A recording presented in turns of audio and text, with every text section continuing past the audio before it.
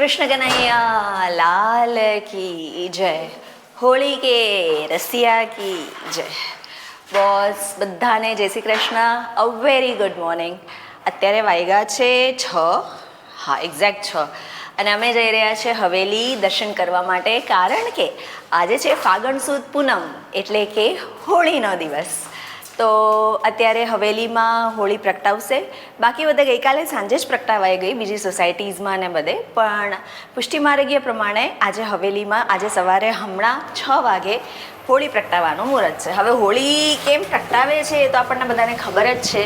પ્રહલાદની story છે, હોલિકા દહન, એટલે તો હોળી પ્રગટાવાને હોલિકા દહન પણ કહેવામાં આવે છે. જસ્ટ એક નાનકડી ગ્લિમ્સ કહી દઉં, બધાને ખબર જ હશે આ સ્ટોરીની.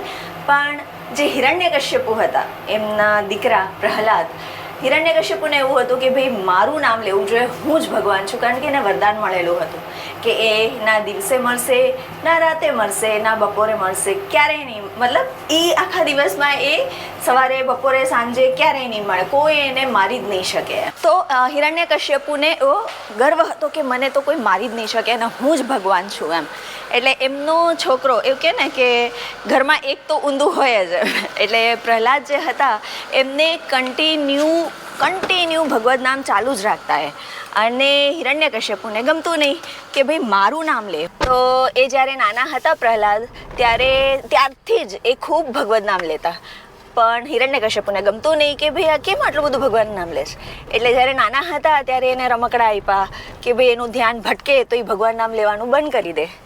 પછી તો બી એનું બંધ ના થયું. પછી એને આમ ગુસ્સો કરવા માંડ્યા કે જો તું ભગવાન નામ લઈશ તો તને ખીજાઈશ ને, તને આમ કરીશ ને તેમ કરીશ ને.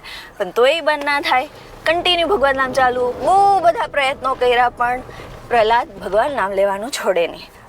એક દિવસ બહુ જ ટેન્શનમાં બેઠા હતા હિરણ્યકશ્યપુ. તો એમની બેન આવી હોળિકા. એને કીધું કે ભાઈ કેમ ટેન્શનમાં છે. ત્યારે એને કીધું કે આ જો ને પ્રહલાદ ભગવાન નામ લેવાનું બંધ જ નથી કરતો. મેં એને કેટલી વાર સમજાવ્યું કે ભાઈ મારું નામ લે, હું ભગવાન છું, પણ એ ભગવાન નામ લેવાનું બંધ જ નથી કરતો. કે હવે તો બહુ પ્રયત્નો કરી ચૂક્યા, હવે હું થાકી ગયો. તો કે કાંઈ વાંધો નહીં ભાઈ, તું ચિંતા નહીં કર, મારી પાસે છે ને એક એવી શક્તિ છે કે ગમે તે થાય ને તો હું મરીશ નહીં એમ, અને હું બળીશ બી નહીં.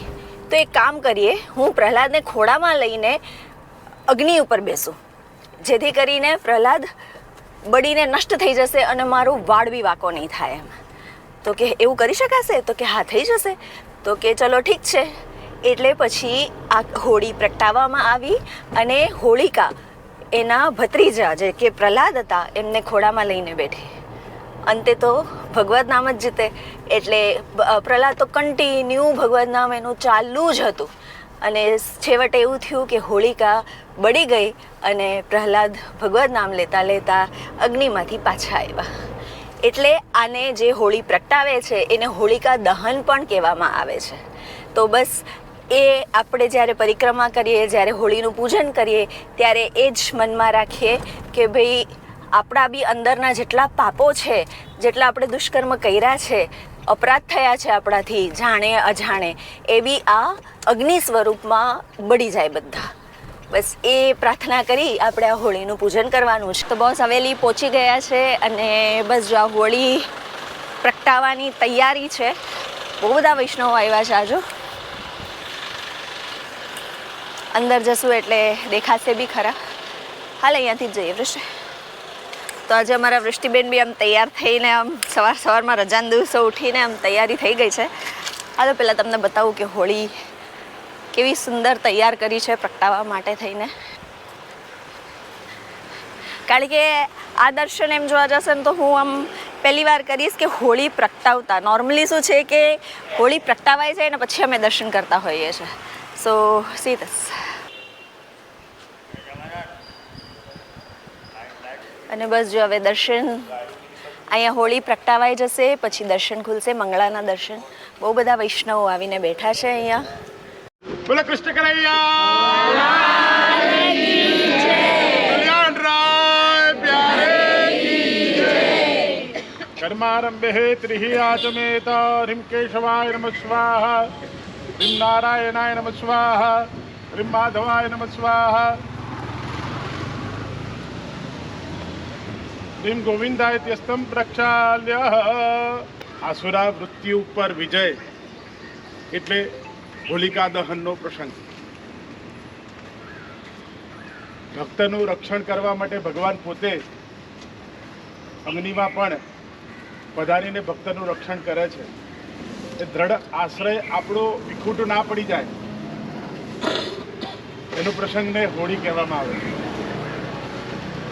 અને જ્યારે ભગવાનનો આશીર્વાદ એ ભક્ત ઉપર વિશેષ સ્વરૂપે મળી જાય ને એટલે ભક્ત અભય થઈ જાય ને અભય થાય ને એટલે આનંદ આનંદ આનંદ જ કરે. આપણે પૂજાનો આરંભ કરીશું.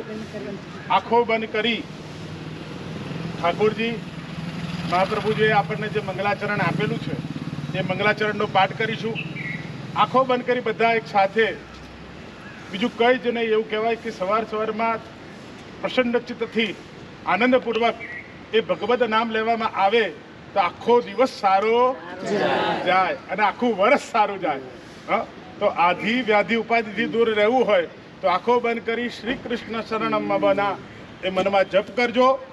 અને અહીંયા ભગવતનું નામ ઠાકોરજીનું નામ લેજો. મંગલાચરણ જોડે આવડતો હોય તો બોલવાની છૂટ છે, ના આવડે તો શ્રી કૃષ્ણ શરણમ મમ મમના જપ કરજો.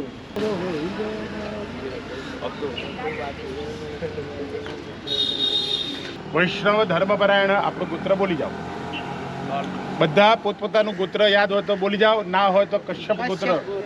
ઉત્પન્નો હમ તમારા પિતાશ્રીનું નામ બોલી જાઓ. બધા બોલાઈ ગયું?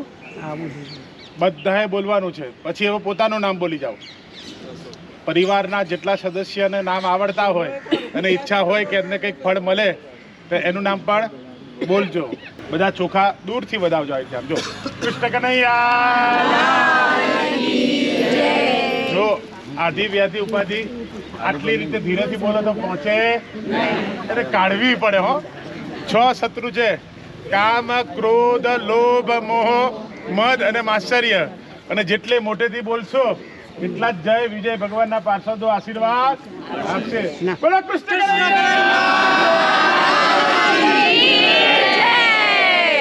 હાથ ઊંચા કર્યા ઉડાડી દેવાના છે. બધા આ બધા પક્ષીઓને ઉડાડી દેવાના છે. બોલો કૃષ્ણ કનૈયા. હા, હવે ઠાકોરજીનું આહ્વાન કરીએ કે અમારા ભક્ત પ્રહલાદ અંદર બિરાજમાન થયા છે તો પ્રહલાદની જગ્યાએ અમે ભગવાન તમારું નામ લઈએ છીએ અને આપણે ભગવતનું નામ લેતા લેતા અહીંયા પૂજન ચાલશે. બધાએ શ્રી કૃષ્ણ શરણમ મમના જપ ચાલુ રાખજો. શ્રી કૃષ્ણ શરણમ ચાલુ રાખજો. બંધ ના કરજો. શ્રી કૃષ્ણ શરણમ મમ શ્રી કૃષ્ણ શરણમ મમ જય શ્રી કૃષ્ણ શરણમ મમ શ્રી કૃષ્ણ શરણમ મમ શ્રી કૃષ્ણ શરણમ મમ શ્રી કૃષ્ણ શરણમ મમ શ્રી કૃષ્ણ શરણમ મમ કૃષ્ણ શરણમ જય શ્રી. બોલો કૃષ્ણ કનૈયા લાલ કી જય. બસ લાગી ગયું. પેલું બાજુ લઈ જાય, બીજું બાજુ લઈ લે. ગભરાઈશ નહીં. હવે જાતે પકડતો રહેશે. બસ ચારે બાજુ ફરી. હવે બધા દૂર ઊભા રહેજો. કોઈને આંચ લાગે નહીં. પ્રદક્ષિણા બી દૂરથી ફરજો. 4 પ્રદક્ષિણા ફરવાની છે બધાને. જે કંઈ લાવ્યા હોય પહેલાં પાણીની પ્રદક્ષિણા ખરી, પછી અંદર ખજૂર, જે કંઈ ધાણી, મમરા કે જે કંઈ પધરાવા લાવ્યા હોય એ પધરાવાના છે ફરતા ફરતા. બરોબર છે?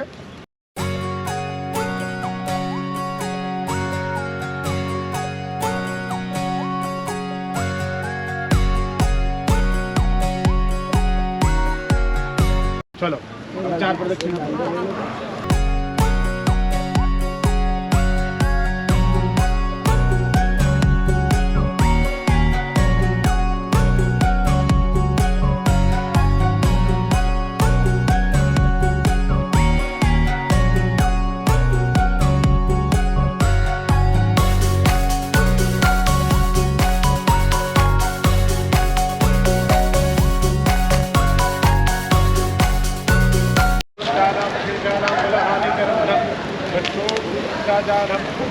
देवनाथनम समांतर